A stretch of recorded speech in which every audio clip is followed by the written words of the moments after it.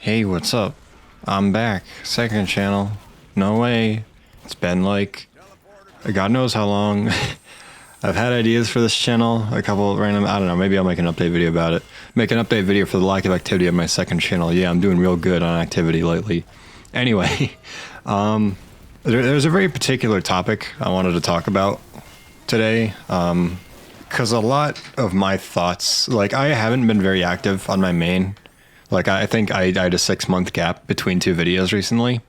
And that hasn't really been because I've been busy or like, oh, I just can't get around to it. You know, I'm so busy with my masters and, you know, I'm working on this and that and I'm making money and now I'm doing my normal stuff. It's just, anyway, I haven't been putting out videos regardless. And because of that, I have been thinking about it.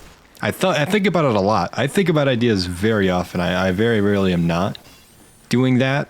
And that's tough because like I like making stuff. So when I am just not making anything, I'm thinking about, oh geez, I really should be doing something. It's kind of a pain with any kind of work from home or YouTube type job where like you constantly realize you could be working on something. Like you constantly think about the fact that you should be, but that doesn't mean anything. That's actually, I didn't mean for that to transition so well. That's kind of what this is about. Where I was thinking about like, why is it that it's so hard to actually make stuff? Like, why am I so good at thinking about making stuff, but not actually doing anything when it comes to like creative work? And I thought of like a comparison that people think about a lot. Like I thought of a really good analogy a while back. And I just recently tonight, put my thoughts together again on a little document here. And this isn't scripted. You can probably tell by now, but I do have ideas in front of me here. So, if you're any kind of creative, you're probably really familiar with the idea of, that was bad. With the idea of having the most motivation when you're unable to put it to work. Like you'll be about to sleep and it's like 2 a.m. and you got to wake up at 8, or you're at work, or you're in class, or you're basically anywhere except for where you can make stuff.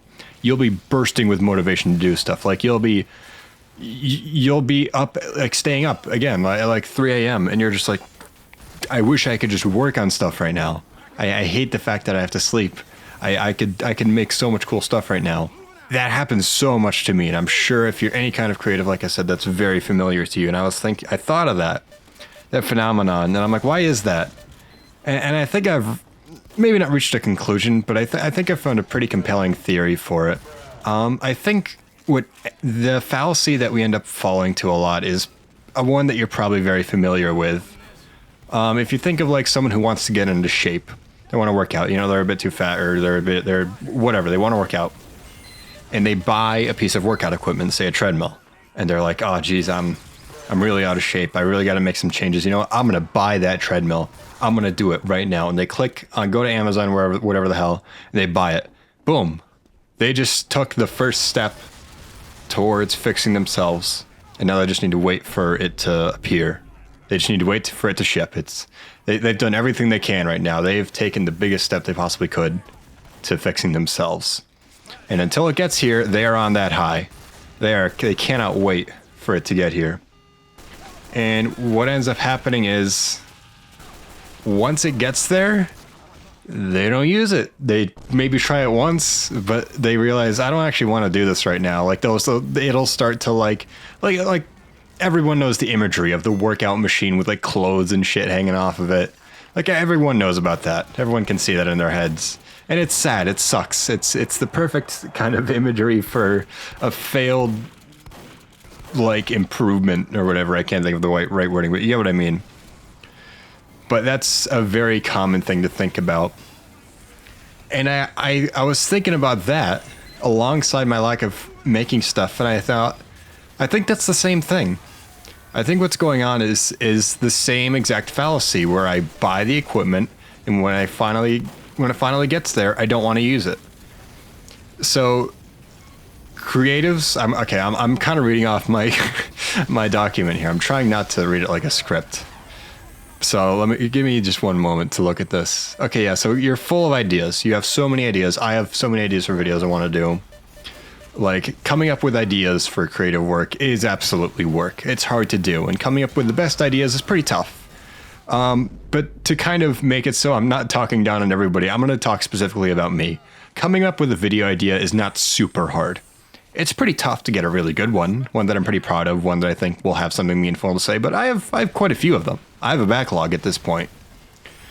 And again, it's pretty tough, but it's not too hard. And not only that, but thinking is something I can do anywhere. I could be in the middle of classes, I can think about videos and come up with a great idea. It's pretty easy to do in comparison to like literally sitting down for several hours and cranking out a video. I can do it whenever. I can do it automatically. I can get a video idea while playing TF2 just on my own. I could get a video idea while walking around. You could get an idea for anything creative doing anything. And again, I don't want to make this seem like it's easy to come up with ideas, but like just being an ideas guy is kind of seen as pretty easy. So ideas are special, absolutely, and finding the great ones is very difficult. But just coming up with a basic idea, especially in my instance of just making a video, I don't sit up for hours on end thinking, is this really the best it can be? It's like, no, it's TF2, it's probably fine. But I feel like many people could probably see parallels with their own work. Only if you feel so. If whatever you do is way harder than what I do, then please don't see this as me talking down on it. But anyway, coming up with those ideas is pretty easy. But actually putting them to paper, actually creating stuff is really hard in comparison. Actually, okay, so all that time I spent talking about, oh no, ideas are actually pretty hard to come up with. I think I can justify saying that by saying that putting ideas to paper and really making something in proportion to coming up with ideas is way harder. So sorry I wasted your time for a second there. That's a good way to word it. It is proportionately way harder almost all the time to put an idea to paper and really create something as opposed to just coming up with the idea. That is almost always way harder. And when I thought about it more, I'm like, well, whenever I have time to actually put those ideas to paper after I come up with the ideas, I don't really want to do it. I'll spend all day at class or work thinking, oh, geez, I got this sick idea for a video. And I could literally be walking home. I'll be 30 seconds from entering my room even, being like, I'm going to work so hard in this. But the second I sit down and I have the tools in front of me, I don't want to do it. I don't want to. I rarely do. Sometimes you get that motivation, but often I don't. And I'm going to read off my script here because I feel like this is important. Any environment in which you cannot immediately work on things is one in which the only way you can quote unquote put in effort towards creative ideas is to think about them and theorize. As in when you're at work, when you're at school, when you're about to sleep, if you have to, the only thing you can do to forward your creative efforts is to think about it. And that's, like I said, way easier in comparison to actually working on it. The thinking of it can be paralleled with the simple answer of buying a treadmill. When you're just thinking about stuff, it's way easier than actually doing it. Buying a treadmill is way easier than actually using it.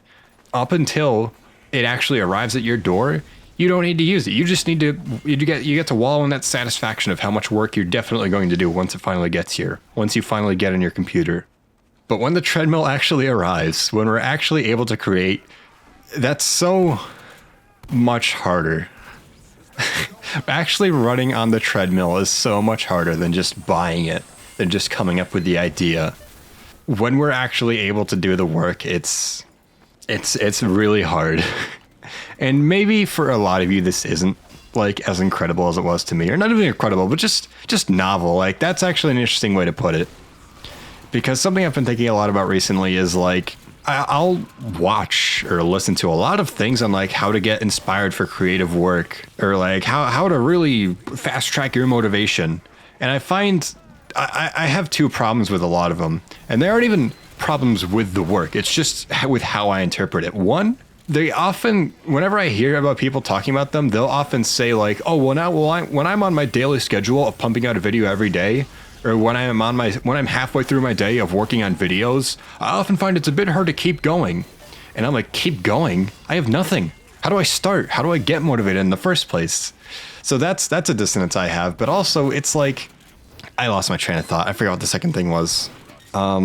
Shoot. Oh yeah, it's looking up how to fix yourself, how to motivate yourself. I think is just another version of buying the treadmill. It's another way to make ourselves feel good for thinking like, well, I'm doing the best I can right now. And it's like, sometimes, yeah, that is the best you can do. Like when you don't have a treadmill, literally the best thing you can do is buy the treadmill. You physically literally are doing the most you can when you're waiting for the treadmill. You're not being lazy at all. It's just that when that satisfaction you get from doing it can't be all you were looking for. You have to be really hungry to actually get like what you wanted. Like you have to get the satisfaction from buying the treadmill and see that as like not satisfactory. Like you can't get that treadmill. You can't think about the idea and come up with the best idea ever and be like too satisfied with it. You have to stay hungry for whatever it is. And I hate like the whole grind set shit. That's the opposite of what I'm promoting here. What I'm trying to talk about is specifically like motivation for creative work from my own experiences. I would be rolling in my grave at the thought of like this being like a grind set type shit, but more just like retrospectives from my own perspective on how I kind of get myself caught up in thinking about things as opposed to actually doing them. Anyways, sorry, a bit of a sidetrack. Yeah, no, like listening to podcasts, watching videos on how to get motivation can just be buying the treadmill.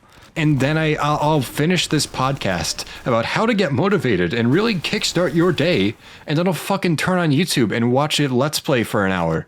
Or I'll play a random game for nothing. And that's absolutely not to say you shouldn't do that. You should enjoy a lot of yourself, obviously. But like, I rarely find that doing that directly results in me actually putting those practices into practice, I guess. Like I had one of those little journals that people talk about, like, oh, set a journal with goals you want to get done today, and by the end of the day it'll make you more motivated to do them.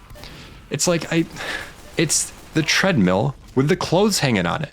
I get at the end of the day, I look in the journal and I'm like, I didn't do that, I didn't do this, I didn't do that. I know you go to sleep every day seeing the treadmill, and it doesn't mean anything to just buy it. It doesn't mean anything to just think about improving. You have to actually being able to do it. And obviously it does matter to think about this stuff, but it can't be all there is. I think to try to keep this from being like I'm condescending, this is all me that I'm talking about right now. I so often I'll just think about these things and I'll leave it there. That can't be all I do. Any thoughts of improvement rather than actual action can easily be paralleled with the purchase but not use of workout equipment. Can you tell I read the script there? But that's the fallacy I'm finding myself falling under. I'll come up with a great idea. I'll think about it all night. Like I almost always start like as soon as I get into bed, and I'll think about it the next day, and I'll be so hyped up by the time I get home from class or work or whatever. But it doesn't mean anything if I don't actually put it to, okay, it doesn't not mean anything. It's still valuable. Ideas are awesome. You don't need to put everything to paper. But like if your goal is to do that, like if my goal is to make a video and I never actually do it, then like I'm not accomplishing that goal. And you don't always have to accomplish the goal. I really want to emphasize that this isn't like grind 24/7. Make sure you get shit done. But if you really do want to get shit done at times, like, you know, try not to let yourself fall to this fallacy that I've kind of realized within myself. And if you've already realized all this, then, well, good on you. You're farther along than I am. Good luck. But if you do find yourself falling into similar slumps, or you just find it interesting, I think it's an interesting thing to think about. It's a really fascinating idea that I hadn't really fully considered until semi-recently, and I could very well just have this video that I'm making right now be nothing more than me acknowledging the issue and moving forward and not putting out any videos. And this is obviously very different from a lot of things. Like me not putting out videos doesn't really mean much. I don't need a ton of money right now. It's not the end of the world. Well, if you're like unhealthy and you actually need to exercise to stay healthy, that's obviously a bit different. Or like if you need to improve for somebody else, like that's not comparable to what I'm doing. Me not making videos is not a tragedy. At least I hope it isn't. If you're watching, I don't find Dervil's videos are great, I'm sure, but there's better things to do. But anyway, I could very well just make this video and still not make videos, and that's fine. It's not a tragedy if I don't make videos, but I do want to. It's a creative pursuit and hobby of mine, and I do want to do it. And I think this feeling I've come to realize could, if nothing else, be insightful to you. You could very well listen to this and fall to the same fallacy of hearing this and being like, wow, I do that, don't I? And then still not make stuff. Because it's hard. Nothing about this is a solution. It doesn't make you realize it's just, oh, well, it's just way easier. But I think it's an interesting thing to keep in mind, if nothing else. I don't know. Maybe this video serves no actual purpose. And it's just, well, isn't that mighty interesting? And maybe that's whatever. But I don't know. Maybe that's fine. It's a second channel. Who cares? But anyway, that's the concept I want to talk about today. It feels like I've been talking for 2 minutes, but it's like 16:37 right now. So, yeah, I guess I have a lot in here. But anyway, thanks for watching. I don't know what the second channel. The second channel exists with the explicit disclaimer of there will be no consistent upload schedule. So this time, I'm not going to apologize for lack of videos. You chose this channel. You chose this life. It didn't choose you. Yeah, that. All right, peace.